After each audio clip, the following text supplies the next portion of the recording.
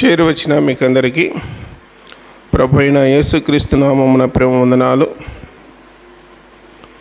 దేవుని పరిశుద్ధ గ్రంథము నుండి మత్తయి సువార్త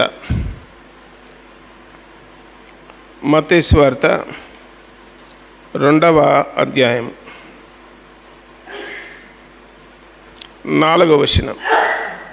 కాబట్టి రాజు ప్రధాన యాజకులను ప్రజలలో ఉండు శాస్త్రులను అందరినీ సమకూర్చి క్రీస్తు ఎక్కడ పుట్టునని వారిని అడిగాను. అందుకు వారు యూదయ బెత్లెహేములోనే ఏలైనగా, యూదయ దేశపు బెత్లెహేమా, నీవు యూదా ప్రధానుల్లో ఎంత మాత్రమును అల్పమైన దానవు కావు. ఇశ్రాయేలున నా ప్రజలను పరిపాలించు అధిపతి నీలో నుండి వచ్చును అని ప్రవక్త ద్వారా రాయబడి ఉన్నది అనిరి. చిన్న మాట ప్రార్థన చేద్దాం. పరలోకపు తండ్రి, మహిమగల దేవ, యేసు ప్రభువా, సర్వోన్నతుడ, సర్వాధికారి, మీకు స్తోత్రములు నాయన. మమ్మల్ని ప్రేమించి సజీవులుగా ఉంచి సజీవమైన మీ మాటలు వినడానికి ఈ సమయాన్ని దయచేసినందుకు స్తోత్రాలు. శబ్దయంత్రం ద్వారా ఎందరైతే బయట ఉన్న ప్రజలు వింటున్నారో వారి హృదయాల్లో కార్యం జరిగించండి. ఇవి చివరి దినాలు, అంత్యదినాలు, అపాయకరమైన కాలాలు.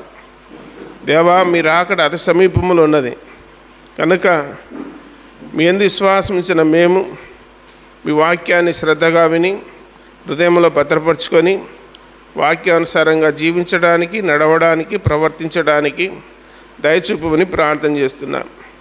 చదువుకున్న వాక్య భాగాన్ని, ముందున్న వాక్య భాగాన్ని దీవించి ఆశీర్వదించి మాకు పంచిపెడుదురని ప్రియరక్షకుడైన యేసుక్రీస్తు వారి ఘనమైన నామమున ప్రార్థించి దీనులమై వేడుకొనుచున్నాము తండ్రి, ఆమేన్. మనం చదువుకున్న వాక్య భాగంలో మత్తయి సువార్త 2వ అధ్యాయము 4వ వచనంలో యెరూషలేములో ఉన్నటువంటి హేరోదు అనే రాజు అక్కడ ఉన్నటువంటి శాస్త్రులను, ప్రధాన యాజకులను ఒక ప్రశ్న వేసినాడు. ఏం వేసినాడంటే, క్రీస్తు ఎక్కడ పుట్టునని వారిని అడిగాను అని రాయబడింది. యేసుక్రీస్తు అంటే క్రీస్తు ఎక్కడ పుడతాడని చెప్పి వారిని అడిగినట్లు గ్రంథంలో రాయబడి ఉన్నది. పాత నిబంధన గ్రంథములో యేసు అనే పేరు కానీ క్రీస్తు అనే పేరు కానీ మీకు ఎక్కడైనా కనపడుతుందా? యేసు అనే పేరు కానీ క్రీస్తు అనే పేరు కానీ కనపడుతుందా? కనపడదు.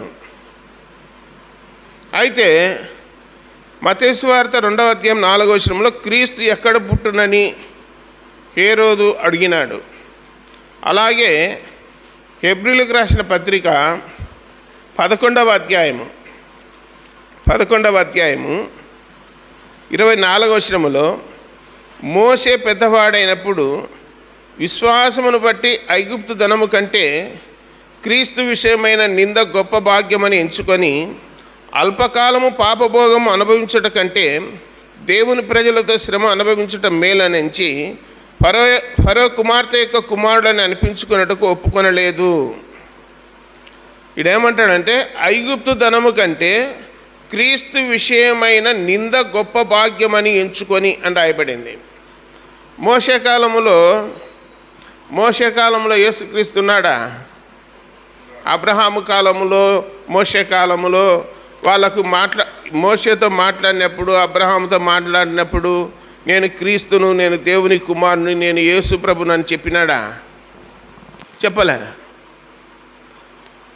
మరి కొత్త నిబంధనలో ఉన్నటువంటి వీళ్లకు హేరోదు రాజుకైతేనేమి, మోషేకైతేనేమి, హేరోదు అన్నాడు క్రీస్తు ఎక్కడ పుడతాడు అన్నాడు.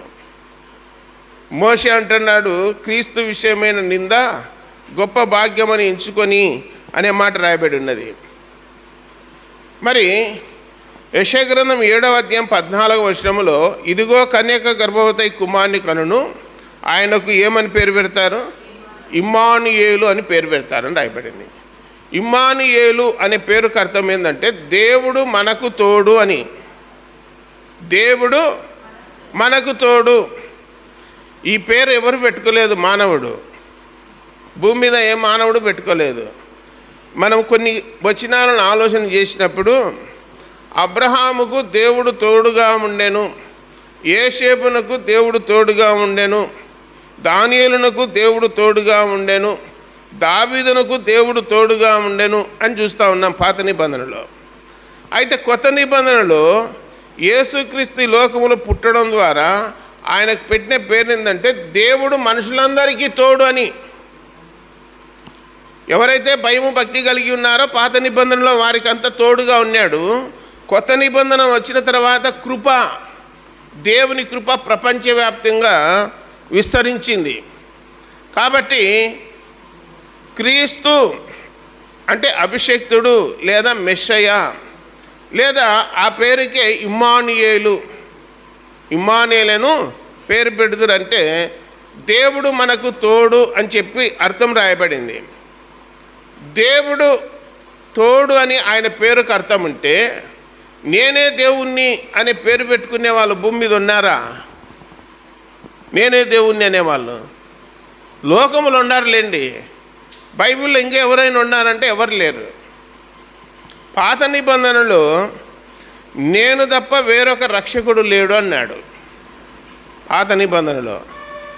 ఎందుకు మాటి మాటికి ఈ చివరి దినాల్లో ఏమైందంటే కలిపి చెరిపే బోధలు బయలుదేరడం వలన మరి వారు వాక్యం చదివి వెర్రి పట్టిందో పిచ్చి పట్టిందో ఏమో కానీ నేను రీసెర్చ్ చేసినాను, అది చేసినాను, ఇది చేసినానంటే బైబిల్లో ఏమంటారంటే అతి విద్య వలన వెర్రి పట్టింది సౌలా అన్నాడు అగ్రిపరాజు సౌలును.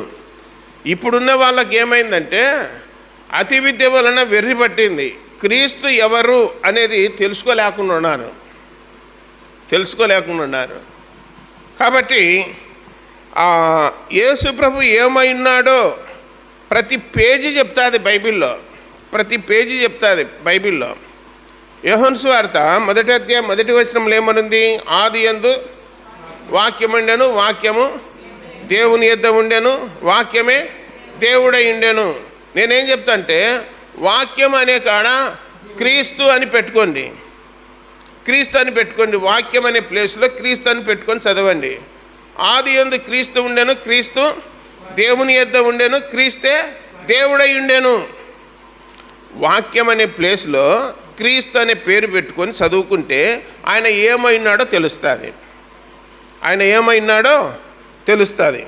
ఒకసారి కొరింథీయులకు రాసిన మొదటి పత్రిక 11వ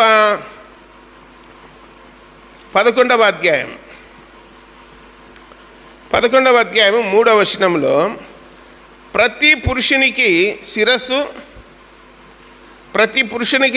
క్రీస్తనియు, స్త్రీకి శిరస్సు పురుషుడనియు, క్రీస్తునకు శిరస్సు దేవుడనియు మీరు తెలుసుకొనవలనని కోరుచున్నాను.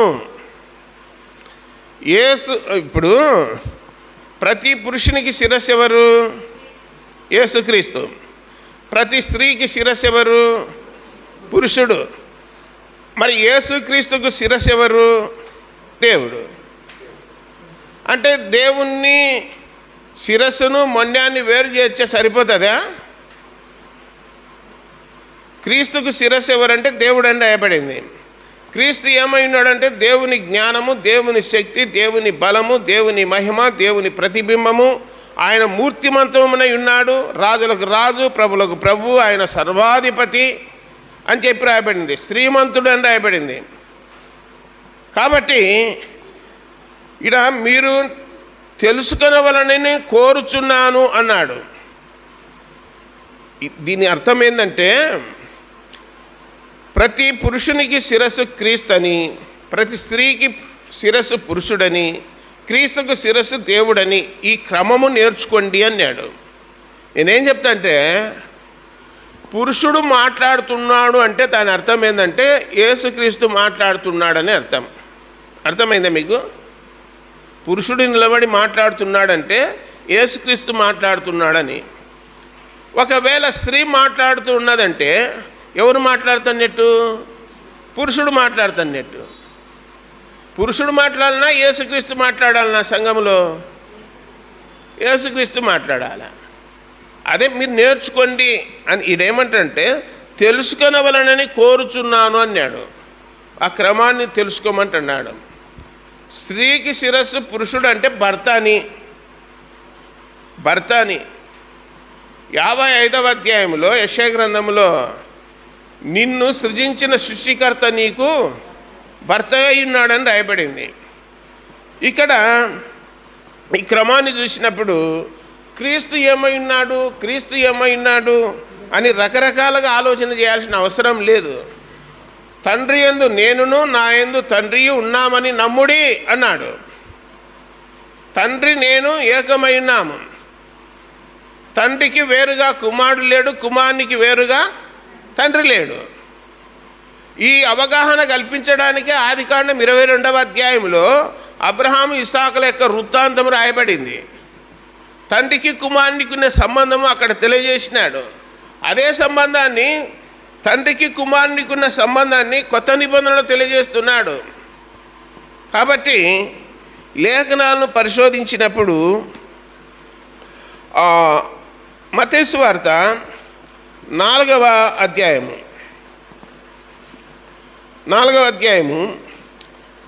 7వ వచనంలో ఏమని రాయబడిందంటే,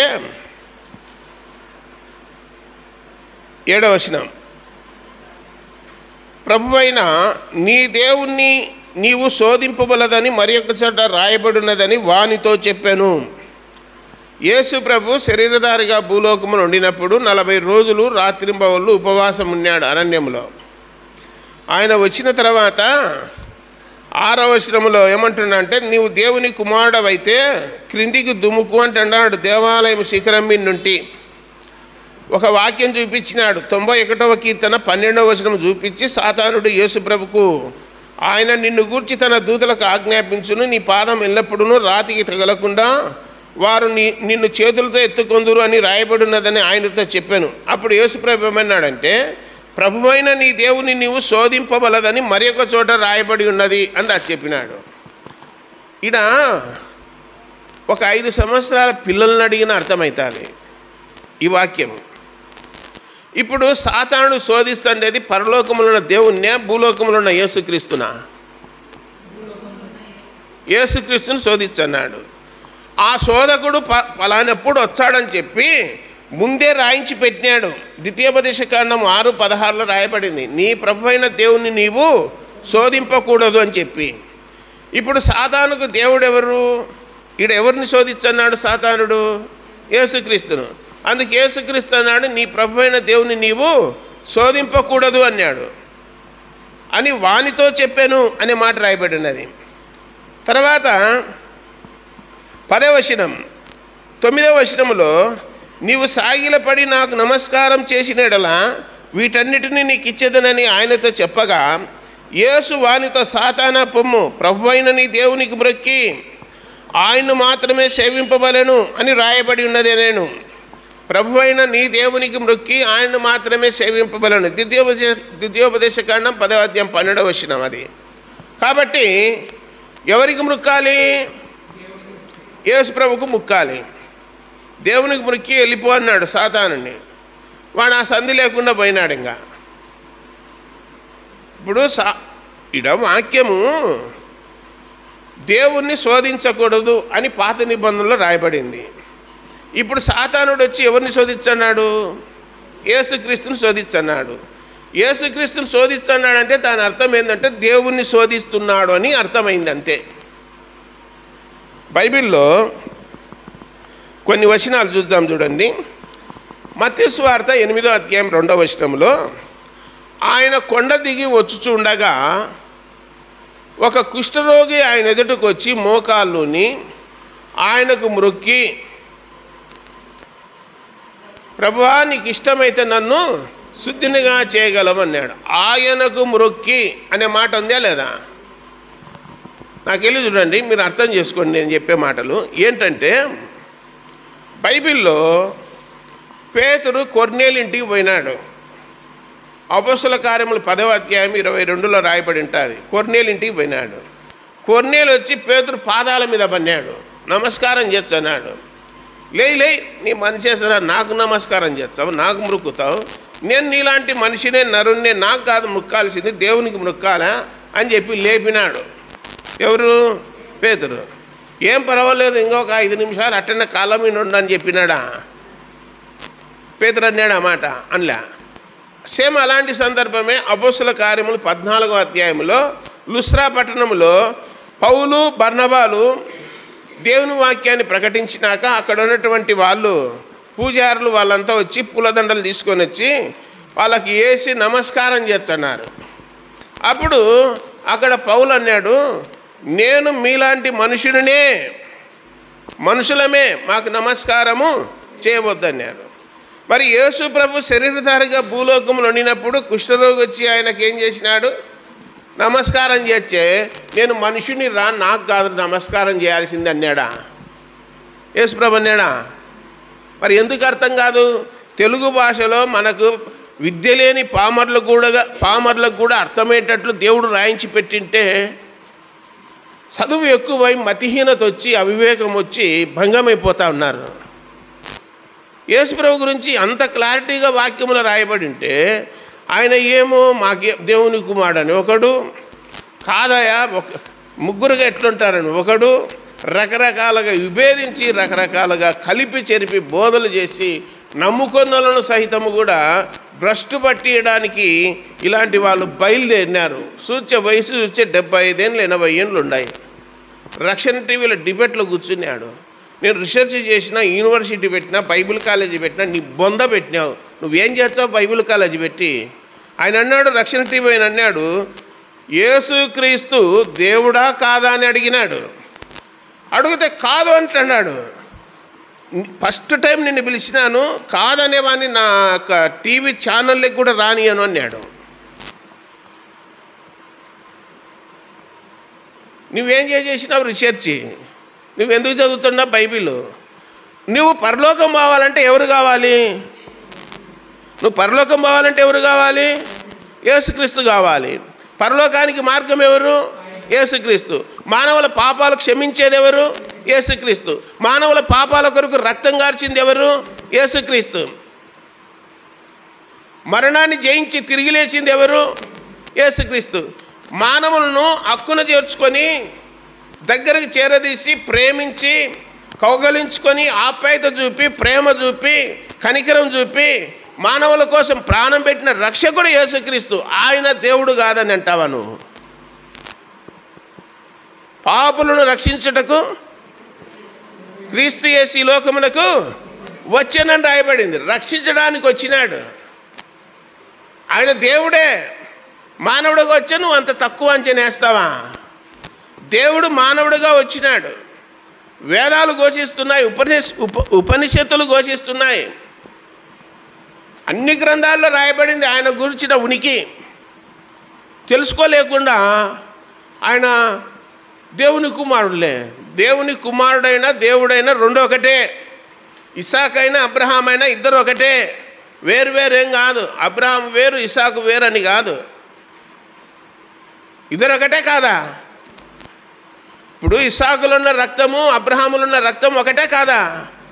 మరి యేసు ప్రభులో ఉన్న రక్తము తండ్రిలో ఉన్న రక్తం ఒకటే కాదా? మరి వేరువేరుగా ఎందుకు చూడాలి? తండ్రి యందు నేనును నా యందు తండ్రి ఉన్నాము. తండ్రి ఎలాగ జీవము గలవాడై ఉన్నాడో కుమారుడు కూడా అలాగ జీవము గలవాడై యునుటకు అధికారం ఇవ్వబడి ఉన్నది. తండ్రి సమస్తమును కుమారునికి అప్పగించి ఉన్నాడు. కలిగి ఉన్నది ఏది ఆయన లేకుండా కలగలేదు, సమస్తమును ఆయన మూలముగా కలిగను అని రాయబడి ఉన్నది. కంపారిజన్ ఏంటో తెలుసా? మానవులు సృష్టి చేసింది యేసుక్రీస్తే. సృష్టి చేసింది ఎవరు? యేసుక్రీస్తే. ఆదికాండం 18వ అధ్యాయంలో మమ్రే దగ్గర ఉన్న సింధూర వనానికి 3 మనుషులు వచ్చినారు. మీరు ఆడ అర్థం చేసుకోండి. 15వ అధ్యాయంలో యెహోవా వాక్యమును అబ్రహామును దర్శించనని రాయబడింది. 17వ అధ్యాయంలో సర్వశక్తిమంతుడైనటువంటి దేవుడు అబ్రహామును దర్శించనని రాయబడింది. తర్వాత 18వ అధ్యాయంలో 3 వచ్చినారు. ఇప్పుడు 12వ అధ్యాయంలో దేవుడు పిలిచినాడు అబ్రహామును. 12వ అధ్యాయంలో పిలిచినాడా లేదా అబ్రహామును? 15వ అధ్యాయంలో మాట్లాడినాడా లేదా? 3 సార్లు మాట్లాడినాడు. 12వ అధ్యాయంలో మాట్లాడినాడు, అలాగే 15వ అధ్యాయంలో మాట్లాడినాడు, 17వ అధ్యాయంలో మాట్లాడినాడు. 3-4 సార్లు అబ్రహాముతో మాట్లాడితే దేవుని స్వరాన్ని గుర్తుపడతాడా, గుర్తుపట్టడా? ఖచ్చితంగా గుర్తుపడతాడు. గుర్తుపడతాడా లేదా? ఖచ్చితంగా గుర్తుపడతాడు. ఇప్పుడు మమ్రే దగ్గర ఉన్న సింధూర వనములో యేసు ప్రభు, తండ్రి, పరిశుద్ధాత్ముడు ముగ్గురు వచ్చినారు. వచ్చినప్పుడు ఈ ముగ్గురులో ఎవరి స్వరము గుర్తుపడతాడు? తండ్రి, పరిశుద్ధాత్ముడు, యేసుక్రీస్తు ముగ్గురు వచ్చినారు. ఇప్పుడు యేసుక్రీస్తు పిలిచినాడు, అబ్రహామా అన్నాడు. అంటేనే చిత్తం ప్రభువా అన్నాడు. మిగిలిన ఇద్దరి గురించి కానీ నేను చెప్పేది, యేసు ప్రభు స్వరాన్ని అబ్రహాము గుర్తుపట్టినాడు కనుకనే చిత్తం ప్రభువా అన్నాడు అంటున్నా నేను మీకు. అబ్రహాముతో మాట్లాడింది యేసుక్రీస్తే. శద్రకు, మెషకు, అబేద్నెగోలను అగ్నిగుండము లేచినప్పుడు 4వ వాని రూపము దేవతలలో ఒకడు ఉన్నాడని చెప్పినది యేసుక్రీస్తే. సింహముల నోళ్ళు మూయించింది యేసుక్రీస్తే.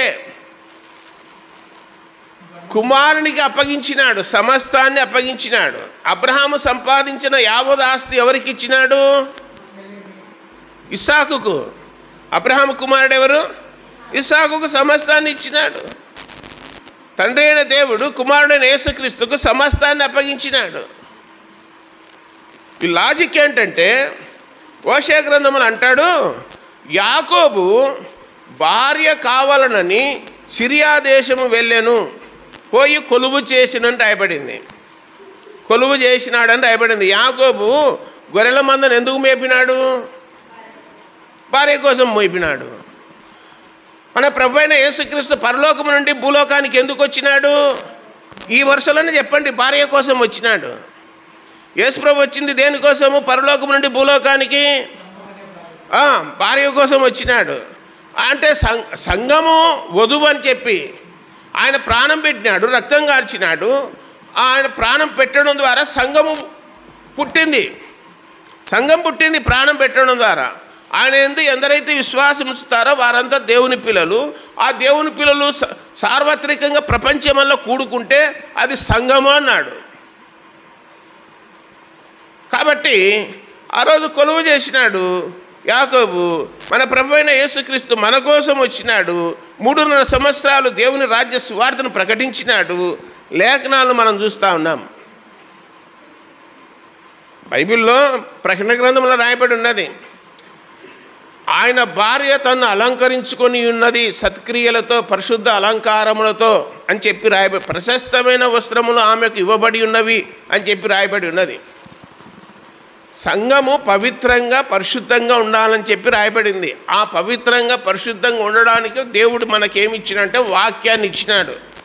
ఆ వాక్యము ద్వారా మనలో ఉన్నటువంటి చీకటిని పారద్రోలి వెలుగుతో నింపుకొని సత్క్రియల ద్వారా, మంచితనం ద్వారా, ప్రేమ ద్వారా, కనికరం ద్వారా, దయ ద్వారా మనం నింపబడి దేవుని పోలికలోకి, దేవుని సార్పతలోకి రావాలని వాక్యం వింటూ వింటూ వింటూ వింటూ ఆయన పోలికలోకి రావాలి. వాక్యం వినకపోతే ఆయన పోలిక, ఆయన స్వరూపము రాదు అని చెప్పి రాయబడి ఉన్నది. కాబట్టి దేవుని వాక్యాన్ని పరిశీలన చేస్తే ఒకసారి మత్తయి సువార్త 7వ అధ్యాయం 7వ అధ్యాయము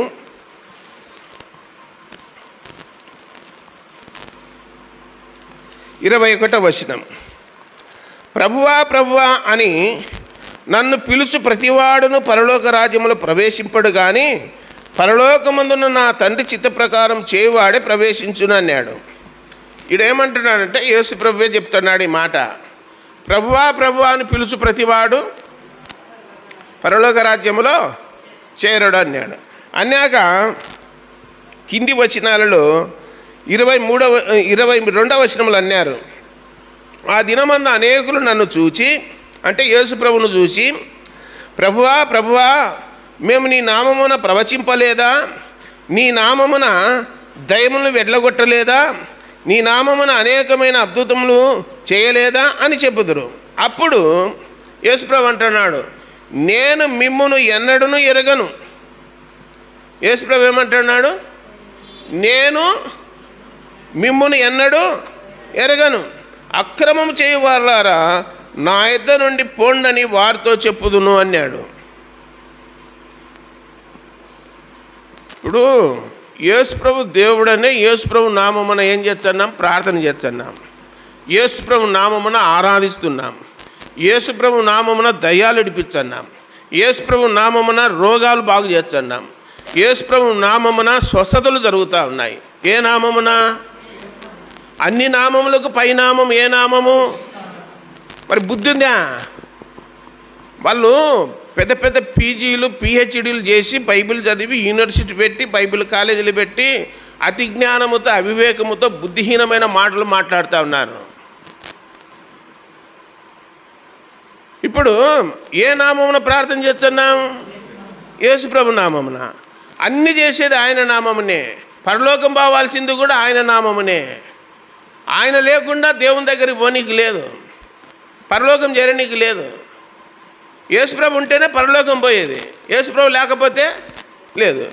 ఒక మాట చూస్తాం చూడండి. ప్రయాసపడి భారము మోసుకొనిస్తున్న సమస్త జనులారా దేవుని యొద్దకు పోరి అన్నాడా? నా యొద్దకు రండి అన్నాడా? నా యొద్దకు రండి అంటే భూలోకములో ఆయన ఉన్నాడు కనుక నా దగ్గరికి రమ్మన్నాడు. అదే వాక్యాన్ని యెషయా గ్రంథం 45:22 అంటాడు, భూదిగంతముల నివాసులారా నా వైపు చూసి రక్షణ పొందుడి అన్నాడు. యేసుప్రభు గురించి ఆ వాక్యం రాయబడినది. భూదిగంతముల నివాసులారా నా వైపు చూచి రక్షణ పొందుడు అన్నాడు. ఇక్కడ అపోస్తల కార్యములు 16వ అధ్యాయం 30వ వచనములో ఆ చెరసాల నాయకునితో పౌలు చెప్తున్నాడు. పౌలు చెరసాల నాయకుడు పౌలును అడిగినాడు, అయ్యలారా రక్షణ పొందుటకు నేనేమి చేయవలను అని అడిగినాడు. అప్పుడు పౌలు అన్నాడు, ప్రభువైన యేసునందు విశ్వాసం ఉంచుము, అప్పుడు నీవును నీ ఇంటి వారును రక్షణ పొందుదురు. యేసు ప్రభునందు విశ్వాసం ఉంచితే ఏమొస్తుంది? రక్షణ వస్తుంది. విశ్వాసం ఉంచితే ఏమొస్తుంది? పాప క్షమాపణ వస్తుంది. విశ్వాసం ఉంచితే ఏమొస్తుంది? స్వస్థత వస్తుంది. ఈ సత్యాలు తెలియవా బైబిల్ చదివే వాళ్ళకు? నా యుద్ధకు రండి, నేను మీకు విశ్రాంతి ఇస్తాను యేసు ప్రభు చెప్తున్నాడు. నా వైపు చూసి రక్షణ పొందండి అని చెప్పి పాత నిబంధన గ్రంథములో 45:22 వచనములో యెషయా గ్రంథంలో చెప్తున్నాడు, నా వైపు చూసి రక్షణ పొందండి, నా యుద్ధకు రండి, మీకు విశ్రాంతి కలగజేచ్చా అని యేసు ప్రభు చెప్తుంటే ఆయన ఎవరో మాకు తెలియదు. ఆయన దేవుని కుమారుడు. దేవుని కుమారుడు దేవుడు రెండు ఒకటే కాదంటే రెండు ఒకటే. యేసు ప్రభుని సిలువ వేయడానికి మెయిన్ కారణం ఏందో తెలిసినా, నీవు మనుషుడవై ఉండి దేవుడు నా సొంత తండ్రి అని చెప్పుకొనుచున్నావు అని చెప్పినారు. యేసు ప్రభు ఏం చెప్పినాడు? మీరు దేవుడని ఎవరిని అంటున్నారో నా తండ్రియే నన్ను మహిమపరుచుచున్నాడు. మీరు దేవుడని మీరు అంటున్నారు కదా, ఆ తండ్రే నన్ను పంపినాడు, ఆ తండ్రే నన్ను మహిమపరుచుచున్నాడు అని చెప్పినాడు. అంటే దేవునితో సమానంగా చేసుకుంటున్నావే. నువ్వు మనుషుడవై ఉండి, వడ్లవాని కుమారుడవై ఉండి, నీ సహోదరులు నీ సహోదరులు ఇక్కడున్నారు, నువ్వెందుకు ఇలా మాట్లాడుతున్నావు అని చెప్పి రాళ్ళతో కొట్టి చంపుతామన్నారు. నువ్వు దేవదూషణ చేయించున్నావన్నారు. మత్తయి సువార్త 19వ అధ్యాయంలో ఒక ధనవంతుడు, ఒక ఆస్తిపరుడు, ఒక యవనస్తుడు యేసు ప్రభు దగ్గరికి వచ్చి నిత్య జీవం పొందుటకు నేనేం చేయాలి, మంచి బోధకుడా అని అడిగినాడు. మంచి బోధకుడా, నిత్య జీవం పొందాలంటే నేనేమి చేయాలన్నాడు. భూ ప్రపంచంలో మంచివాడు ఒక్కడేయా, దేవుడు ఒక్కడే అన్నాడు యేసు ప్రభు. ఆ మంచివాడు యేసుక్రీస్తు ఒక్కడే. మంచి సమరయుడు, మంచివాడు, సద్బోధకుడు, సత్ప్రవర్తన గలవాడు యేసుక్రీస్తు ఒక్కడే. నన్ను ఎలా పిలుస్తున్నావు? నీలో మంచితనం ఉంది, నీలో సత్ప్రవర్తన ఉంది, నీవు నిత్యజీవం ఇస్తామని నేను వచ్చినానన్నాడు. అట్లయితే ఆజ్ఞలు పాటించు అన్నాడు. అన్నీ పాటిస్తాను అన్నాడు. మరి ఇంకేమి ఇబ్బంది అన్నాడు. ఏం లేదయా, పరలోకం చేరాలా ఎట్లా అన్నాడు. అన్ని చేపెట్టి నన్ను వెంబడించు అన్నాడు. అర్థమైందా మీకు? భూమి మీద ఉన్న మానవుడు పరలోకం చేరాలంటే ఎవరిని వెంబడించాలి? యేసు ప్రభుని వెంబడించాలి. ఇదేం కష్టమైన పనే? నన్ను వెంబడించండి, నా అడుగుజాడలో నడవండి, నా మాటలు వినండి. నేరుగా నా మాటలు వినేవాళ్ళు, నాతో సహవాసం చేసేవాళ్ళు, నాతో స్నేహం చేసేవాళ్ళు నా దగ్గరికి వస్తారన్నాడు. ఇంకా అన్నాడు యేసు ప్రభు అన్నాడు యోహాను సువార్త 14 ఆ యొక్క 4-5 వచనాల్లో, నా తండ్రి ఇంట అనేక నివాసములు కలవులు, ఏ నీడలో నేను మీతో చెప్పుదును, నేను వెళ్ళి మీకు స్థలం సిద్ధపరుస్తాను, ఇండ్లు కడతాను అన్నాడు. మరలా వస్తాను, నేనుండు స్థలములో అన్నాడు. ఏమన్నాడు? నేనుండు స్థలములో మీరును ఉండులాగున మరలా వచ్చి మిమ్మల్ని తీసుకుపోదు. ఇంతకంటే గ్యారంటీ కావాలన్నా? యేసు ప్రభు ఉండే స్థలానికి మనల్ని పిలుచుకుపోతానని చెప్పినాడు. ఇంకేం కావాలి? బైబిల్ చదువుతా ఉంటే ప్రతి పేజీ చెప్తాను ఉంది. సరే, ఆ కుష్ఠరోగి యేసుప్రభు దగ్గరకు వచ్చి మురికినాడా లేదా? మురికిన వాళ్ళ లిస్టు కొన్ని రాసినాను. తర్వాత 9వ అధ్యాయము 18వ వచనంలో శతాధిపతి ఆయన దగ్గరకు వచ్చి మ్రొక్కి అని రాయబడింది. శతాధిపతి కుమార్తె దయం బట్టి సావసిద్ధంగా ఉన్నది. అప్పుడు ఆయన వచ్చి ఆయన కాళ్ళ మీద మన్నాడు, యేసుప్రభు కాళ్ళ మీద మ్రొక్కి, అయ్యా అంటే సరిపోచ్చప్ప అన్నాడు. చనిపోయిన అమ్మాయిని బ్రతికించినాడని చెప్పి చూస్తున్నాం. అలాగే దేవుని వాక్యములో 14వ అధ్యాయం మత్తయి సువార్త 33లో కూడా రాయబడింది. ఆయనకు మ్రొక్కిరి అని చెప్పి రాయబడింది 14:33లో. 15వ అధ్యాయం 25వ వచనంలో ఆయనకు మ్రొక్కెను. కనాను స్త్రీ యేసు పాదముల మీద పడి ఏం చేసింది? మ్రొక్కెను. వీళ్ళంతా మొక్కుతూ ఉంటే నమస్కారం చేస్తూ ఉంటే సాగిల పడతా ఉంటే ఆయన పాదాల మీద పడతా ఉంటే యేసు ప్రభు నేను మానవున్నారా, నాకెందుకు మొక్కుతారు అన్నాడా? మిగతా వాళ్ళు అన్నారు. పేతురు అన్నాడు మేము మానవులం అన్నాడు. పౌలు అన్నాడు నేను మానవుని అన్నాడు. దైవజనుడు ఏలియా కూడా మన వంటి స్వభావం గల మనుష్యుడే అని రాయబడింది. మరి యేసు ప్రభు ఎవరు? దేవుడు. ఏమంటే మన మధ్య మానవుడుగా ఉన్నాడు అంతే. సంపూర్ణమైన మానవుడుగా ఉన్నాడు, సంపూర్ణమైన దేవునిగా ఉన్నాడు, దైవత్వము కలిగి ఉన్నాడు. అక్కడ రాయబడింది అనేక సార్లు ఏమన్నారంటే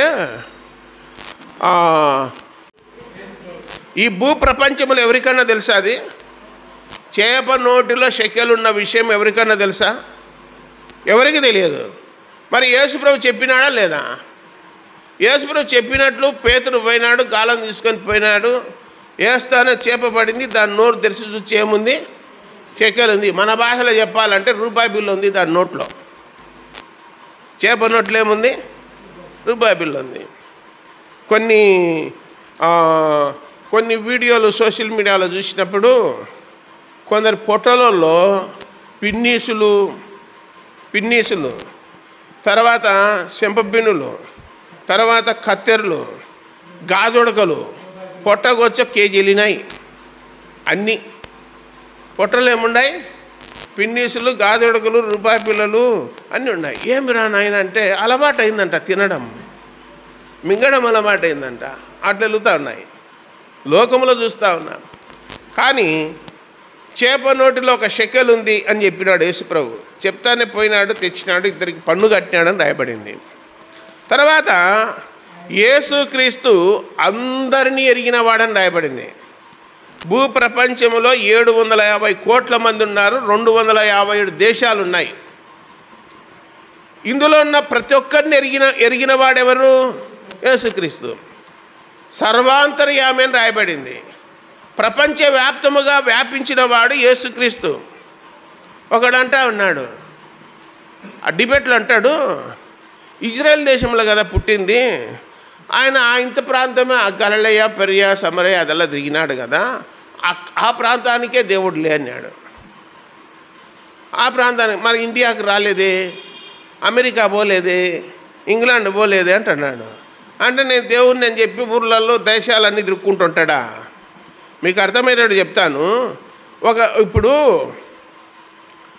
మత్తు ఇంజెక్షన్ కనిపెట్టినారు అనుకోండి, ఒక దేశం వాళ్ళు కనిపెట్టినారు, ఇజ్రాయెల్ దేశం వాళ్ళే కనిపెట్టినారు మత్తు ఇంజెక్షన్ అనుకోండి. ప్రపంచంలో ఉన్న దేశాలల్లో వాడతాయా? వాళ్ళు ఒక దేశంలో ఒక్కటే వాడుకుంటారు? అది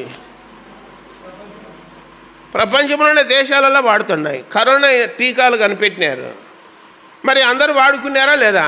ఇది మేమే కనిపెట్టినాం, మేము ఎవరికి ఇవ్వమంటే సరిపోతుందా? అలాగే ప్రపంచానికల్లా దేవుడు యేసుక్రీస్తు. అర్థమైంది కదా? ఒకటి ఏదైనా కనిపెడితే అది అందరూ వాడుకోవచ్చు. యేసుప్రభు అందరికీ, యేసుక్రీస్తు అందరికీ ప్రభు అని చెప్పి రాయబడి ఉన్నది. కాబట్టి దేవుని వాక్యాన్ని పరిశీలన చేస్తే మత్తయి సువార్తలో 10వ అధ్యాయం 37వ వచనంలో యేసుప్రభు అన్నాడు. మత్తయి సువార్త 10:37.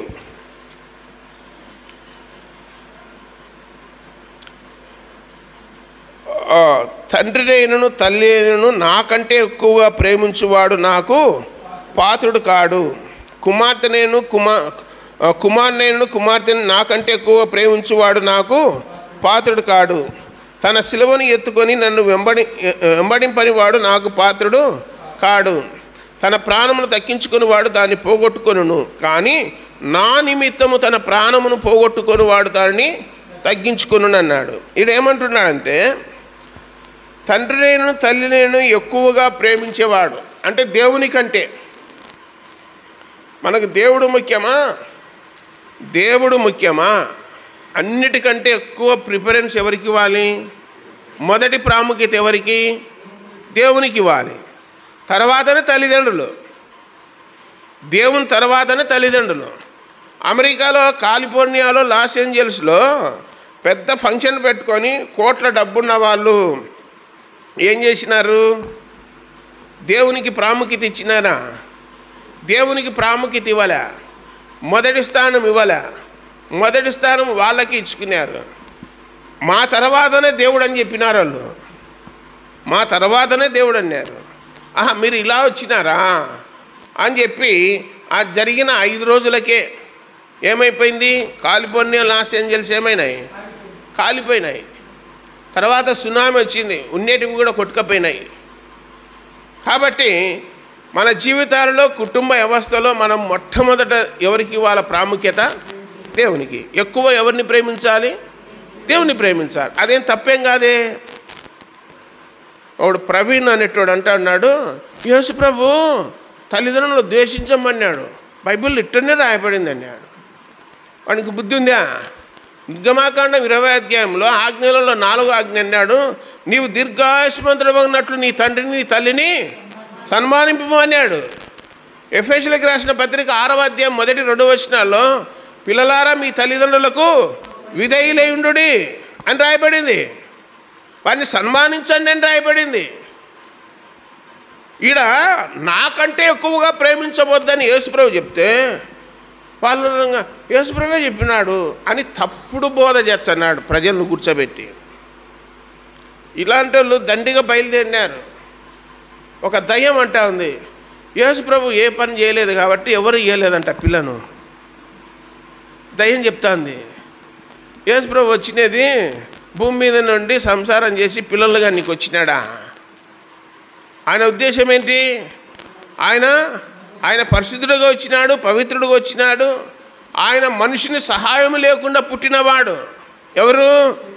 యేసుక్రీస్తు తనకు తానుగా ఆయన స్వయంభవుడు. ఆయన సృష్టికర్త. ఆయనకు అసాధ్యమైంది ఏది లేదు. మరి అలాంటి ఆయన పెట్టుకొని మా వాళ్ళ కళ్ళ మచ్చుకున్నాయి, పెన్నులు దండిగా చేసుకున్నారు. మరి ఈయనకు ఎవరు ఇవ్వలేదంట, ఏ పని రాదంట యేసుప్రభుకు అని చెప్తాంది. ఆ బుద్ధి అస్సలు అవసరమా ఇవన్నీ నీకు? యేసుప్రభు వచ్చింది దేనికి? పాపులను రక్షించడానికి, పాపము నుండి విడిపించడానికి. ఇంతకు పాపాలు క్షమించేది ఎవరు? యేసుప్రభే. నీకు పాపక్షమాపణ కావాలంటే ఎవరిని వేడుకోవాలి? నువ్వు యేసుప్రభుని వేడుకోవాలా. కొత్త నిబంధన గ్రంథం అంతా కూడా మొత్తము యేసుప్రభు లేకుండా ఏది లేదు. పరలోకం కూడా లేదు. పరలోకానికి వెలుగెవరు? యేసుప్రభే. భూలోకానికి వెలుగెవరు? యేసుప్రభే. నేను ఈ లోకమునకు వెలుగై ఉన్నాను, నన్ను కనుగొనివాడు జీవపు వెలుగు కలిగి ఉంటాడు అన్నాడు. యేసుప్రభుని కనుక్కొన్నాడు. ఏ వెలుగు?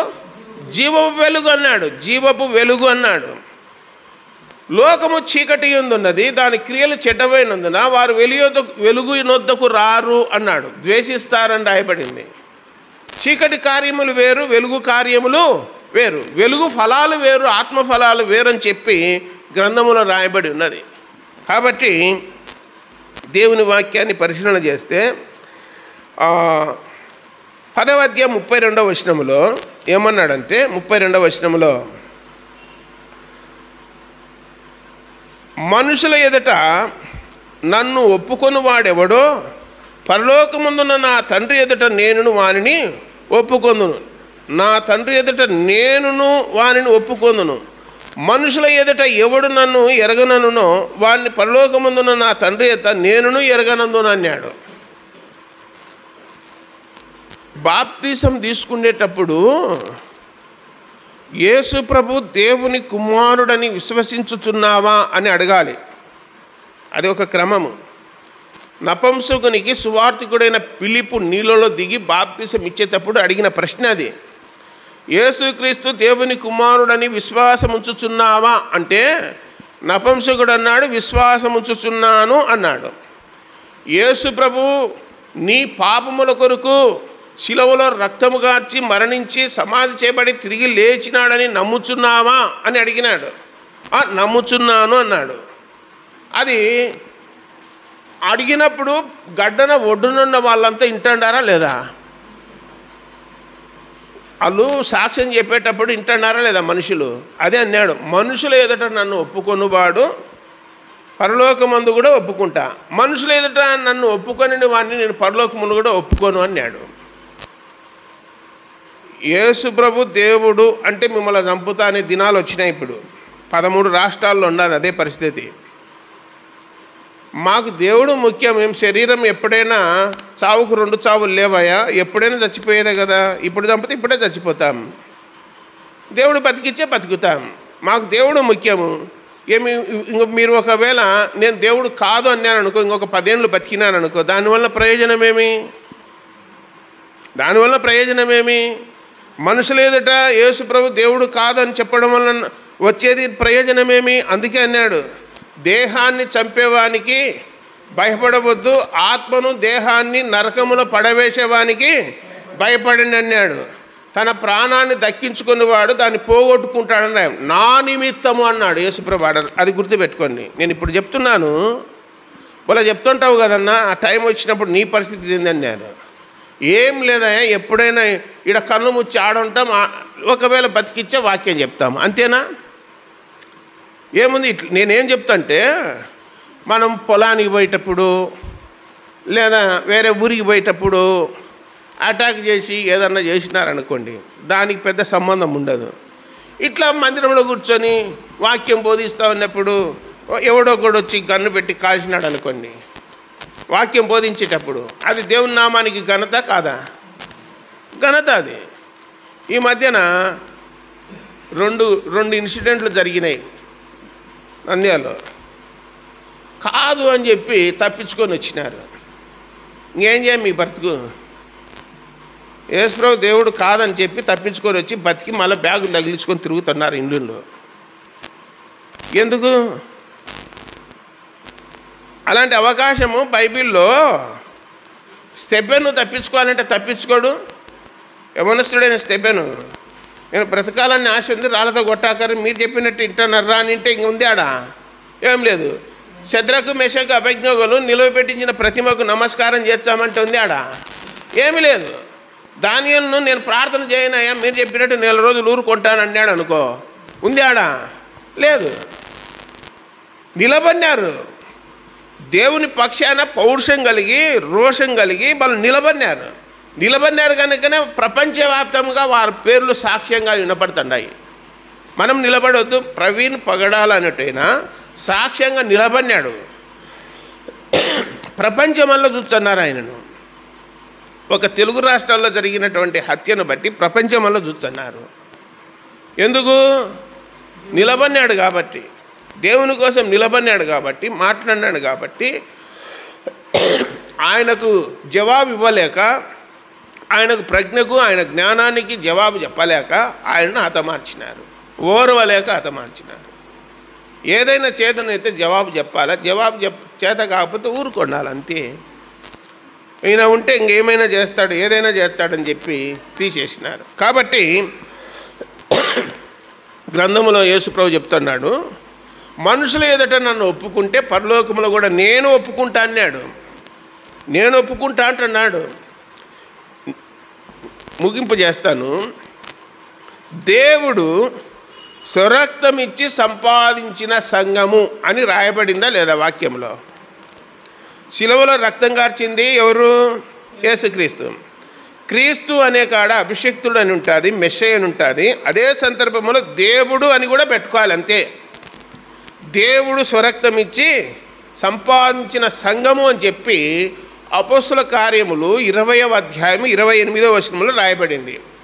అలాగే ప్రకటన గ్రంథము 5వ అధ్యాయము 10వ వచనములో ఇలాగ రాయబడినది, ఆ పెద్దలు ఆ గ్రంథమును తీసుకొని దాని ముద్రలను విప్పుటకు నువ్వు యోగ్యుడవు, నీవు వధింపబడిన వాడవై నీ రక్తం ఇచ్చి అని రాయబడింది. నీ రక్తం ఇచ్చి ప్రతి వంశములోనూ ఆయా భాషలు మాట్లాడే వారిలోనూ ప్రతి ప్రజలోనూ ప్రతి జనములోనూ దేవుని కొరకు మనుషులను కొని మా దేవునికి వారిని ఒక రాజ్యముగాను యాజకులుగాను చేసితివి గనక వారు భూలోకమందు ఏలుదురని కొత్త పాట పాడుదురు అని చెప్పి ఇక్కడ రాయబడింది. ఆడ సింహాసనమందు ఆశీనుడై ఉన్న వానికి అక్కడున్న వధింపబడినట్లుండిన గొర్రెపిల్లకును వారు సాగిలపడి నమస్కారము చేసిరి అని రాయబడింది. సింహాసనమందు ఉన్నవానికి గొర్రెపిల్లకు సాగిలపడి నమస్కారం చేసిరి అని చెప్పి గ్రంథములో 3 సార్లు రాయబడింది. మరి పరలోకములో యేసుప్రభుకు నమస్కారం చేస్తున్నారా లేదా? ఇదిగో నేను మృతుడైన ఎత్తిని కానీ యుగయుగములు సజీవుడనై ఉన్నాను. యేసుప్రభు సజీవుడా కాదా? సజీవుడు. ఆయన నిరంతరం ఉన్నవాడు, మార్పు లేనివాడు ఆయన. కాబట్టి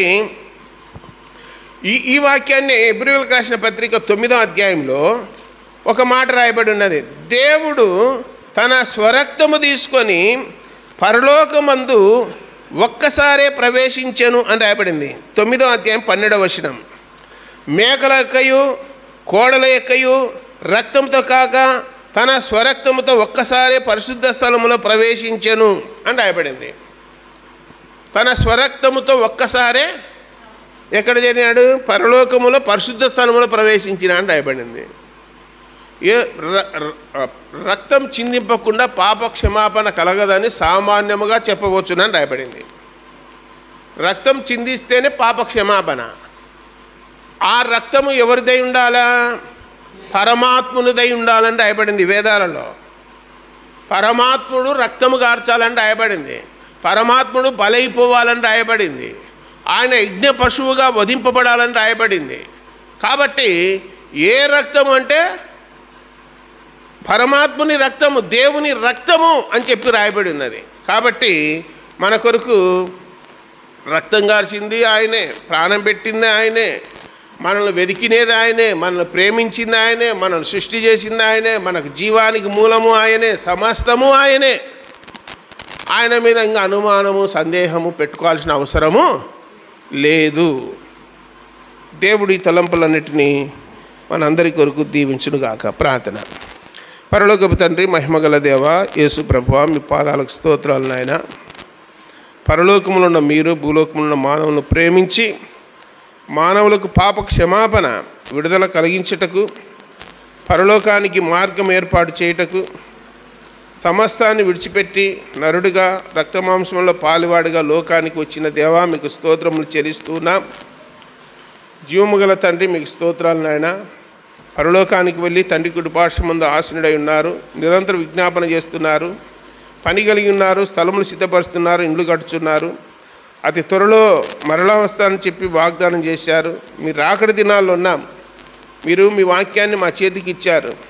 వాక్యం ద్వారా మా జీవితాన్ని సరిచేసుకొని నాయన వాక్యం యొక్క అడుగుజాడల్లో ముందుకు సాగుటకు కృప చూపండి. ఇంతవరకు విన్న వాక్యం హృదయంలో భద్రపరుచుకొని ఎలాంటి సందేహం అనుమానం లేకుండా సంపూర్ణమైన విశ్వాసము నమ్మకం కలిగి భక్తి జీవితంలో ముందుకు సాటుకు దయచూపుదరని, మమ్మల్ని అందరినీ కాపాడుదరని, మీ సన్నిధి మాతో ఉంచుదరని ప్రియరక్షకుడైన యేసుక్రీస్తు వారి జీవము గల సర్వశక్తి గల నామమున స్తోత్రములు చెల్లించి బతిమాలి దీనులమై వేడుకొనుచున్నాము తండ్రి. ఆమేన్. అందరికీ